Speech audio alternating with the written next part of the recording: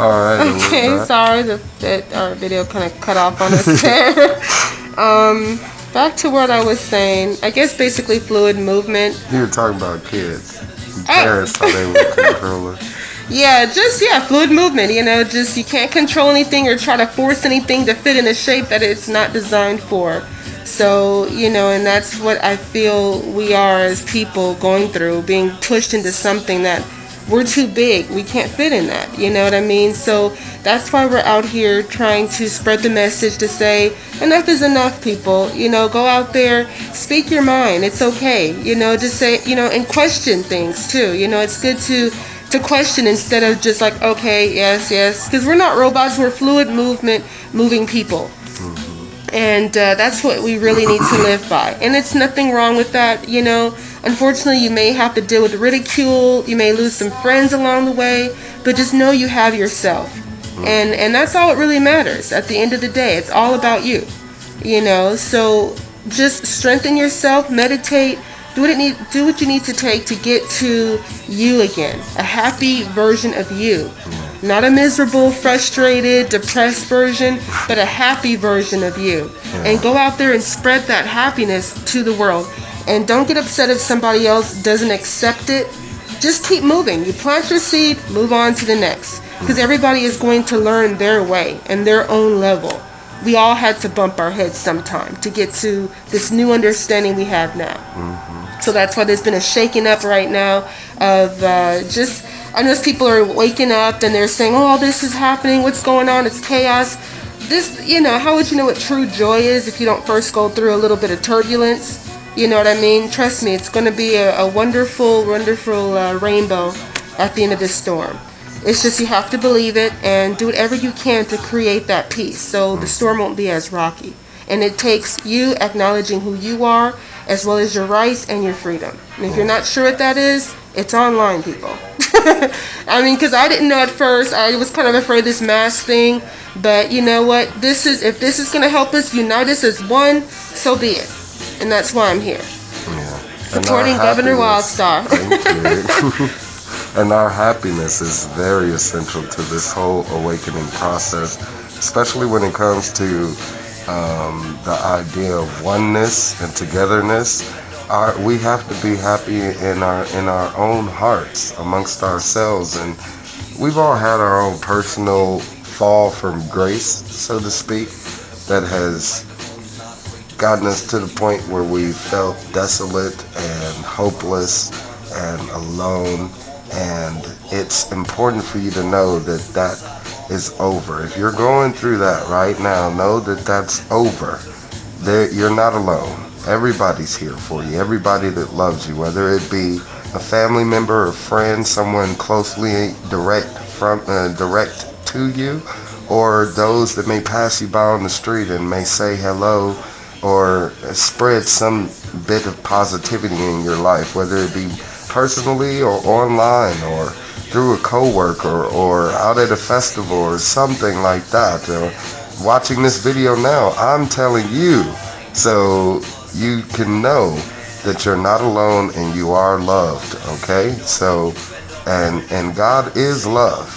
No matter what you think, there is a higher entity that is the fabric that holds us together. That fabric is called love. That fabric that is alive and living, that's called love, is consciousness. In order for something to become aware and alive, it has to be infused with something. That something has to be love. Okay? That's where we all start out first, is at the source, which is love. And then we all go through our own bumps and bruises and bouts to make us get to the point where we start questioning that love. And we shouldn't ever get to that point. We do, and that's the thing that we need to conquer, okay? And again, we've all had our own moments and times where we've questioned this love, this universal love, this source of love, this infinite love that has been there providing for us, emitting for us, keeping us strong, pulling us together. And we just continue to deny it and fight it. And the time for fighting and denying all of that is over.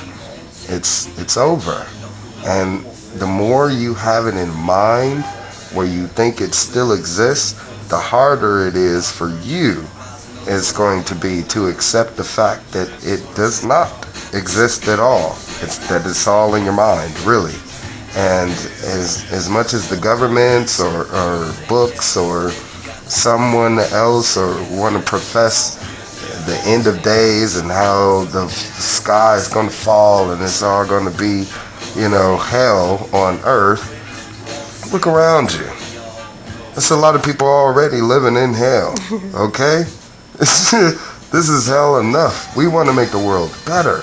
We want to take this hell and make it into a heaven, because a lot of us have our own personal heavens, but we need to share that and expand that and invite others into it, and that's what my wife and I are doing our best to do with this promotion to get more politically involved, because we know that we'll have that opportunity to promote that togetherness and that love necessary and in a foundation, in a structured foundation that will invite others in and let them know it's okay to build their own heaven right here, right now. Okay? So, and this is pretty much what I would like to also let you guys know, is that this is a very important development for us mentally and psychologically. That's the warfare going on. It's a psychological warfare, if you haven't figured it out by now. The war is all for your mind, in your mind, against your mind. So you have to be in control of it. And to be in control of your mind, you have to love your mind. You have to love yourself. You have to love others that love the mind and respect your mind. Whether, you have some facets of your being that may be frowned upon by mainstream society, as long as you love yourself, nothing else matters. Okay? So it's important that we achieve this level as human beings, and I'm thankful to have my wife be in my life, because as a man, it's difficult to get to that point just within oneself, to be able to invite another woman in to share that with you. So men know that I've made that achievement myself in order to accept my wife and to love my wife and to embrace my wife and to be thankful for her and to know that she is helping me in building that heaven, and to be thankful for her for helping me build that heaven. So well, yeah, and also, thank you for that, by the way. Thank you. It's very beautiful. Also, too, for those of you that are saying, okay, happiness is easier said than done. It's like, well, what about all this work? What about all this stuff? You have to drop those thoughts for a moment. That's the whole benefit of meditation, is to release everything that holds you by. All they are just a group of thoughts. And it's like your thoughts equals your belief in the thoughts, equals manifestation. Mm-hmm. So thoughts plus belief equals manifestation. So once you change your thoughts, you change your belief system from fear to love, it'll equal a positive manifestation of what your true heart's desire is. We always desire the positive outcome. So why not focus on the positive outcome by reinforcing your thoughts with positive, loving ones?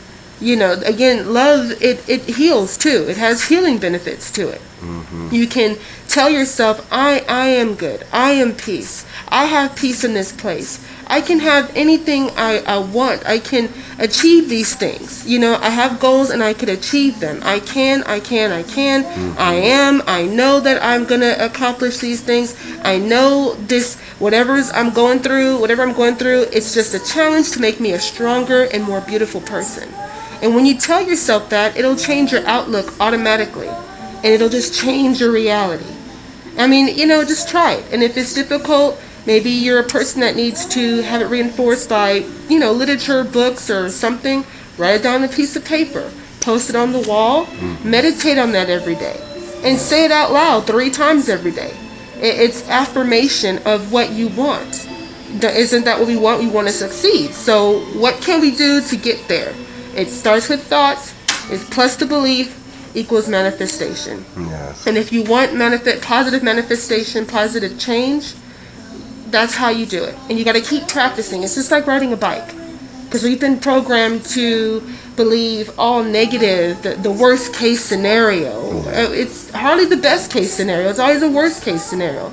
And you go to the dental office, so you have to sign a consent form telling you a list of bad things that could possibly happen. It makes you not want to get your tooth done, but you do it anyway, so why not have a positive outlook on that whole situation? And it'll turn out to your favor, turn out, positively. And that's what we want here. We want to change that in our lives personally as well as others. So you're going to have to be that loving example.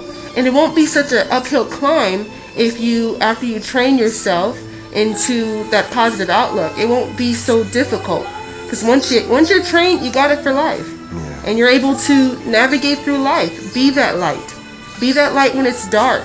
Who wants to stumble through the dark all the time? Or give reasons to stay in the dark? And even if you may feel like personally you have moments where you stumble, you can get back up again. Always. Every time. It's not the end of the world. Know that, yes.